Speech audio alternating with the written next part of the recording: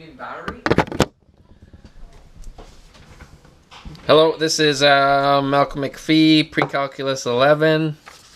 Doing a recap of radical rules and adding and subtracting multiplying radicals. So here we go. Just recall a few things. If you're given a radical like this where the entire number, which is called the radicand, is underneath the radical symbol, which has the index of 3, in this case is the cube root of 80, this is called an entire radical. And they're going to ask you to either simplify it, or they might say put it into mixed form, or a mixed radical. So how we use that, how we do that, remember there's a number of ways, but the one way that I kind of recommended, which makes it easier, would be to go and do an 80, do a prime factor tree for 80, which could be 8 and 10, 8 could be 2 and 4, and 4 could be 2 and 2, 10 could be 5 and 2, and then you can rewrite the cube root of 80 as 2 times 2 times 2 times 2 times 5, all the prime factorizations, or prime factorization of 80. And then remember, the reason that we're looking for, in this case, for groups of 3 is because we're cube rooting, and because 2 times 2 times 2 is 8, the cube root of 8 is 2. So that 2 comes out of the cube root world, so to speak, and left behind in the cube root is 2 times 5, which is 10. So cube root of 80 in entire form is the same thing as 2 times the cube root of 10, which is the mixed form. These are both identical, just this is mixed or simplified, and this is entire. So they might also ask you to start in a mixed form and put that into an entire form. And remember how you would do that. It's like reversing the process. If you look back here, the 2 to get back into the cube root world can be written 3 times and multiply that by the string of the 10. So here, this 3 wants to get into the square root, which remember has an index of an imaginary 2.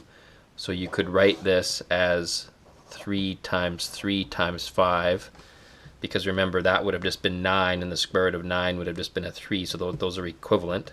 And then you end up with 3 times 3, which is 9, times 5, which is 45. So there's the entire radical. So entire radical root 45, mixed radical 5 root 5. Or sorry, 3 root 5. Okay, so that's just a recap of that. Might have done that in grade 10. Some people I know are really good at this. Other people need to practice this quite a bit. That being said, that leads to now the next stage of the radical rules, so to speak, are adding and subtracting radicals, where we had talked about previous, where you can only add like radicals. And remember, like radicals mean that they have to have the same radical symbol and the same index. So 3 root 5 and 7 root 5, those are like radicals because you're looking at the radical. The index is the same, or sorry, the radicand is the same and the index is the same. The coefficient, 3 and 7, doesn't have to be the same. So if they asked you to add up this expression, so 7 root 5 plus 9 root 3 plus 11 root 5 minus 8 root 3, you would look at this and say, okay, I've got root 5 terms, so to speak.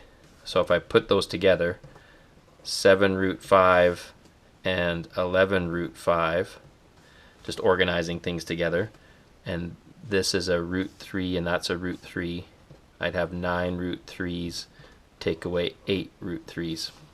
So now I've got them into like radicals. So 7 root 5's plus 11 root 5's, you add the coefficients together, in this case it would be 18 root 5's. I think it like collecting eggs. 7 eggs plus 11 of the same eggs is 18 of those eggs. Then the next part, so that's that done. These are like radicals because they're both root 3's. You got 9 root 3's, take away 8 root 3's, which is really 1 root 3. And you don't have to write the 1 as a coefficient. So you could have 18 root 5 plus root 3.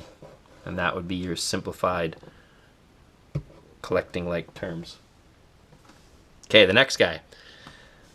At first glance, all different radicals. You can't even think about adding these, but most likely there's some kind of entire to mixed or simplifying strategy you could use to change these.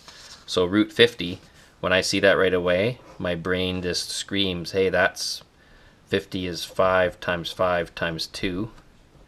8 in prime factorized form is 2 times 2 times 2. 18 is 3 times 3 times 2, 9 times 2, so 3 times 3 times 2. And when you do this first, that ends up with 5 root 2. This ends up with 2 root 2. And this ends up with the 3 multiplying the 7 to give me 21 root 2's. And look at what you end up with by fluke. This question was obviously cooked up. These are all like radicals. So I can add them just like I add eggs. So 5 root 2's plus 2 root 2's would be 7 root 2's. Take away 21 root 2's would be negative 14 root 2's. And that is your final answer. So who would have thunk this mess here simplifies to this? And that would be your answer. So that's adding and subtracting. And the last part was multiplying radicals. And remember, multiplying radicals is very different than adding and subtracting. For multiplying radicals, if I'm just multiplying like one monomial term times another monomial term, it's just coefficient times coefficient, radicand times radicand, as long as the indexes are the same, which in this case they are. So this ends up with 6, 3 times 2, and root 35. Now before I walk away from that going, I know that's the answer, I should try to prime factorize 35 first. But the best I can do is 7 times 5. That doesn't help me because nothing's there is paired up, so it doesn't really help. So there's my final answer. If you get a question where it's kind of a binomial times a binomial, you're asked to multiply it. This just screams, as we talked about, I got to distribute this by foiling it. So I end up with these two multiplying each other first.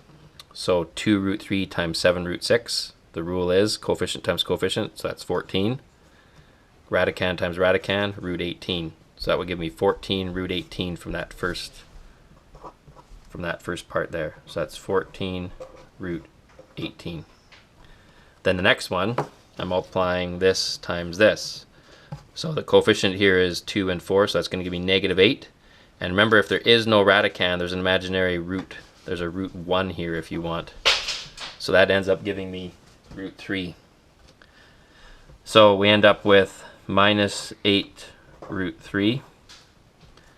And the middle term here is we end up with these two multiplying each other. So that gives me root 35 times root 36. Sorry, 35 times root 36. And the last one is negative 20 root 6. And before I walk away again from this, I'm going to check any like radicals or any simplifying I could do. 18 screams 3 times 3 times 2. You can't do anything to this. 36, square root of 36, well that's just 6. This can't be reduced any further because that's 2 times 3, so it's just left with 20 root 6.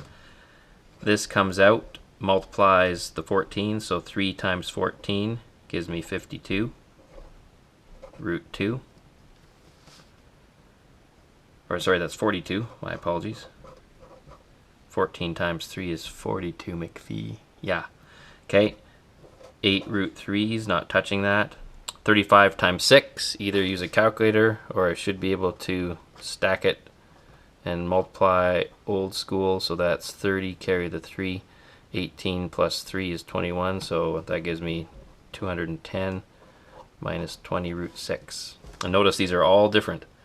Root 2, root 3, root 6, and a non-radical, so those are all unlike radicals. That's as far as I can go, but I've done the multiplying steps properly. Hope that makes sense.